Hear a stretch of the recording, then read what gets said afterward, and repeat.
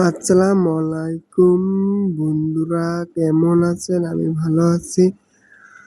আপনার মিষ্টি কুমড়ার গুটি যদি পচে যায় তাহলে ফেরোমন ফাঁদ তৈয়ার করুন। আমার লাউ গাছে 3টা গুটি পচে যাচ্ছে, এটা একটা দেখছেন আর একটা দেখবেন 3টা আছে।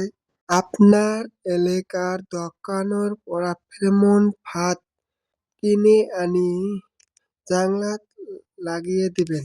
দেখবেন একটা লাউ পচবে না, একটি লাউ থেকে যাবে, পচবে না। আপনারা বাড়িতেই তৈরি করতে পারবেন বোতল দিয়ে। ফটো দেওয়া হয়েছে, ফটো দেখে তৈরি করতে পারবেন। এই ওষুধটা বোতলের ভিতরে সুতার লগত বান্ধি দিয়ে ভিতরে দিয়ে দিবেন। আর মাছি বিলাক মরি যাবে, সববিলাক মাছি।